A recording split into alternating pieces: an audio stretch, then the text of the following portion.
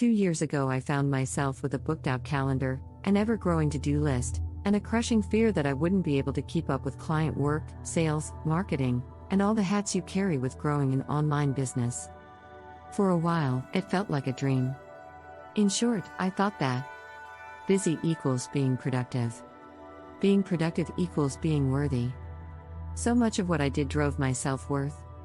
If I didn't have a busy calendar, then I thought of myself as a lazy sack of potatoes. I found it odd that I found myself burned out and on edge all the time. Being busy was my happy place, and yet, I didn't feel happy at all. After a year of recovery from burnout, I find myself often with an empty calendar and a very small to-do list. More time than I know what to do with, and a new challenge or question that I've been working on for the past couple of months. What do I do with my time? The fear of attachment.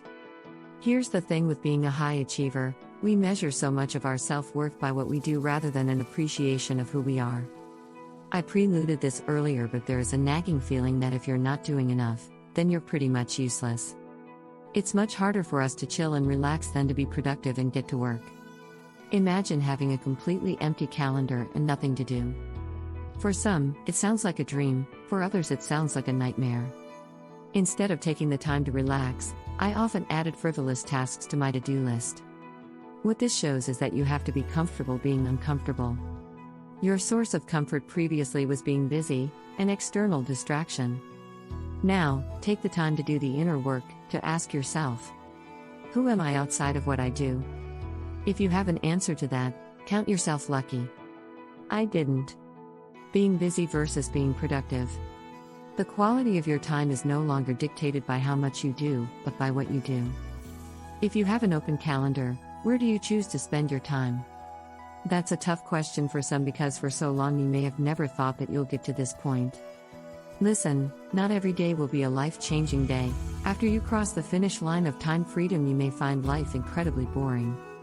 For so long you've dreamt of your life being XYZ after you've reached your goals, but that doesn't just magically appear. It takes effort and work, and now you have the time to build a life that you can finally call your own. Don't self-sabotage yourself by falling into old habits of being busy. You simply need to create a new goal and get to being productive on accomplishing it. Highest return on time than money. Time freedom and financial freedom run in tandem together. I'll be honest, I haven't achieved my levels of financial freedom yet, but I'm luckier than most, and I'm grateful for it. But at the end of the day, money is a tool, not something that drives you. Having the freedom to choose where you spend your time will be 1000x more valuable than how much money you make. Your question before reaching time freedom will be, how can I get more done in less time? That is why I write so much about automation. Time will always be a greater asset than money. Here's a few articles to check out if you want. https://lifewithtina.medium.com/list/content automation F902D67A0C06. After reaching time freedom, your next question becomes, how and where can I make the most impact? You can go to sleep knowing you made a lot of money, but I choose to go to sleep knowing that I've helped many people throughout my day. And you don't need to overcomplicate it. Giving value to people's lives equals giving impact.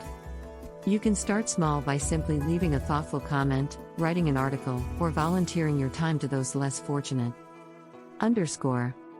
In summary, I've shown you that accomplishing time freedom and living a life of time freedom are two very different things. You question how you choose to spend your time, or how impact can drive you more than money. It's not an easy feat to accomplish time freedom, but once you get there, be prepared to ask yourself the deeper questions you never thought you would ask.